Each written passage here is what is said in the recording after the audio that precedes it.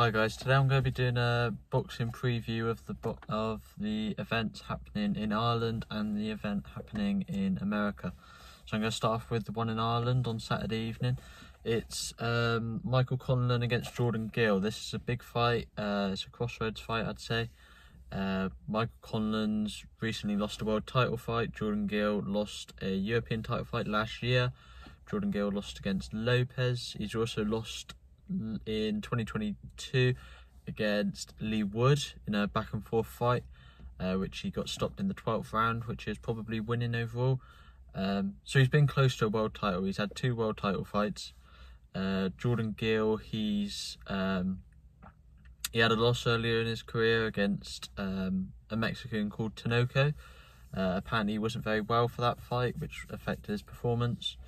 And in his last fight he lost by knockout to Kiko Martinez, who's a very good fighter at the lower weight categories. He's beaten the likes of Kid Galahad.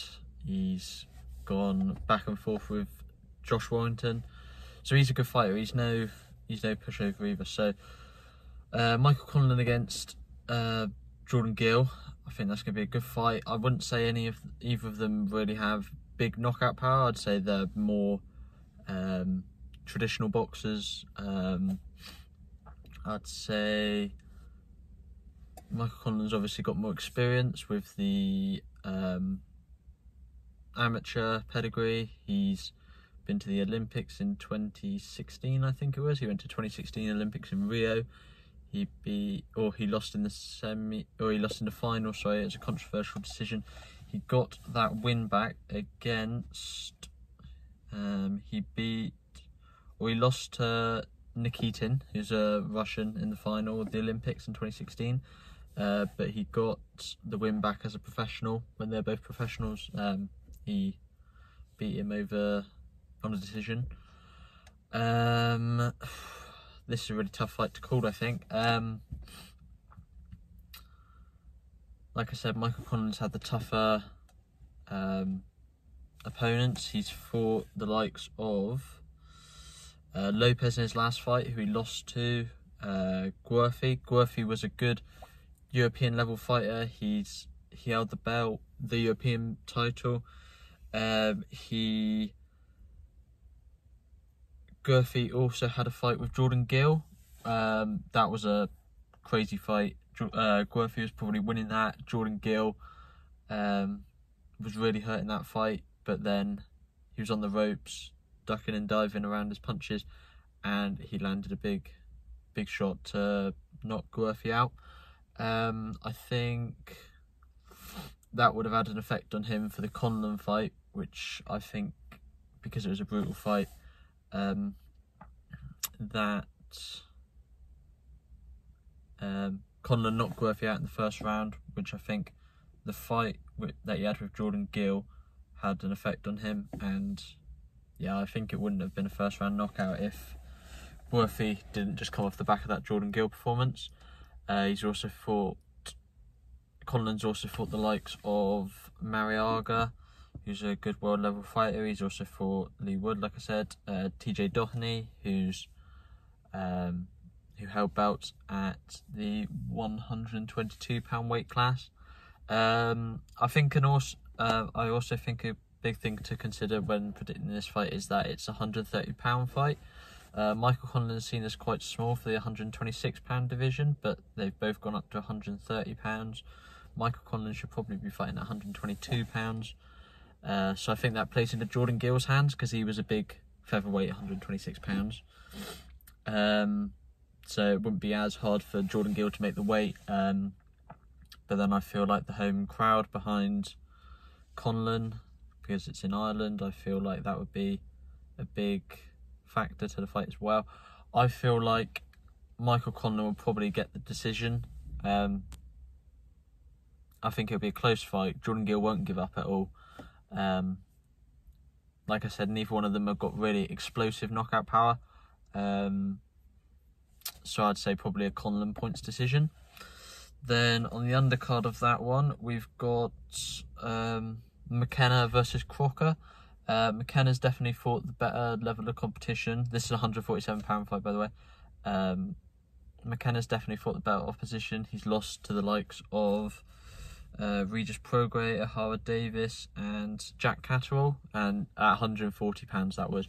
He's recently moved up and he had a fight against Chris Jenkins, who was the £147 British title holder. So that's going to be so he's definitely got the more experience. I don't think Crocker's really fought anyone of note at the moment. So McKenna would definitely be the biggest opponent that he's ever fought. I haven't really seen much of either of them. But yeah, it'd be a good fight on the undercard, I think. Then we've got Ajarko versus Williamson in the middleweight division, which is £160. No, in the super welterweight division, sorry, which is £154. Ajarko has recently moved down from £160 to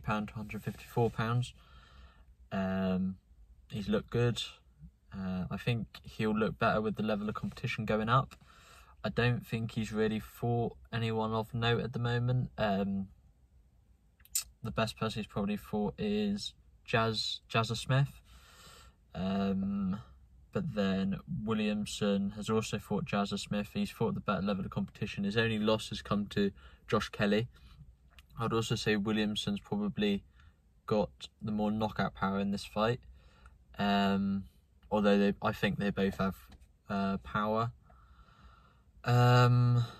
This is going to be a really good fight. Like I said, a big step up for Jarko. He'll have the home crowd with him.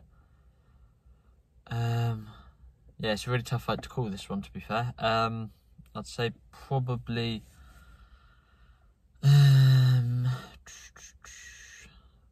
I think it's going to be a war, this fight, so I think potentially a Williamson win. Williamson's only really lost to, or he's only lost to Josh Kelly. I think it'll be a really close fight. Maybe a Williamson win, but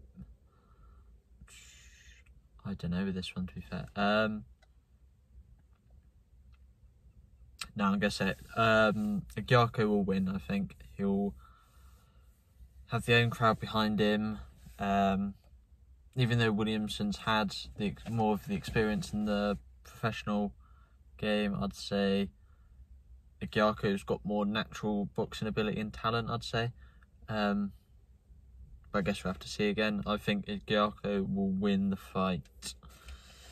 Then over in America, we've got the Garcia versus Duarte card. This originally had Ahara Davis fighting for a WBA interim belt, I think it was. But unfortunately he's had visa issues, so he won't be able to compete in this one. So Garcia versus Oscar Duarte. Duarte's on a 11 fight KO streak after his only loss, which was controversial, to Estrella. Apparently he should have won that fight. Yeah, like I said, 11 fight KO streak. Garcia's definitely fought the better level of opponents, I'd say, with his standout win coming against Luke Campbell. However, he's lost to Gervonta Davis earlier this year, obviously, and I'm interested to see how that will affect him. I'm interested to see how moving up to £140 properly would affect him.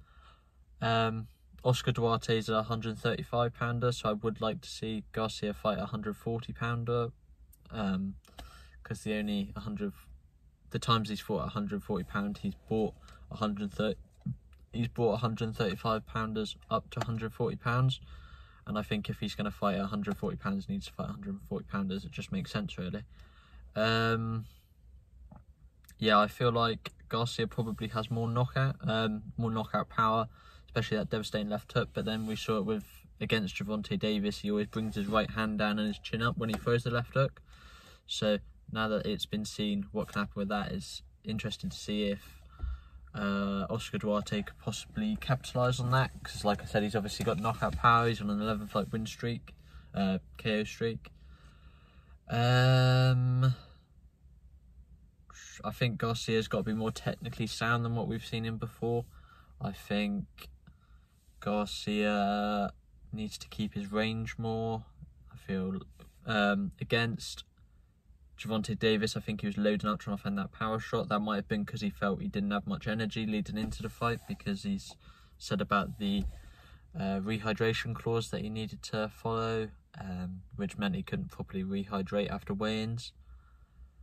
Yeah, I think this would be a good fight. I have to credit Garcia, to be fair, because a lot of people after their first loss in the professional ranks wouldn't face a guy on an 11-fight win streak, all with KOs. They would usually fight someone with a lot more losses and potentially lost their last few. So it just shows Ryan Garcia's mentality, I think, and that I think it's unfair that he gets labelled as like a celebrity boxer and he's more focused on the fame. I think he said recently he was more interested in that, but now he's fully focused on the boxing, which I think is a good sign, and hopefully we can see the best of Ryan Garcia.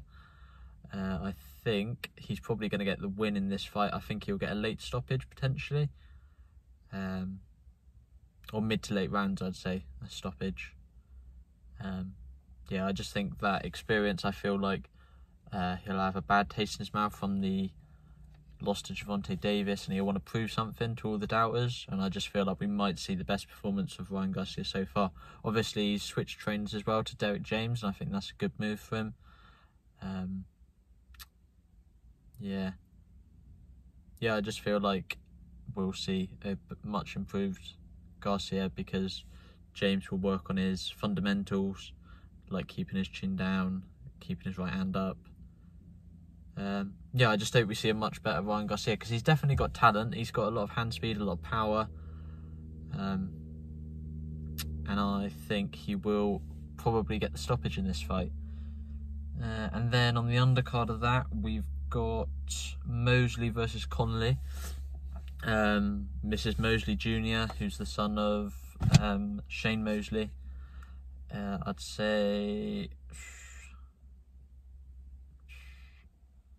neither of them have really had any standout wins. I'd say Mosley's best win was against Gabe Rosado.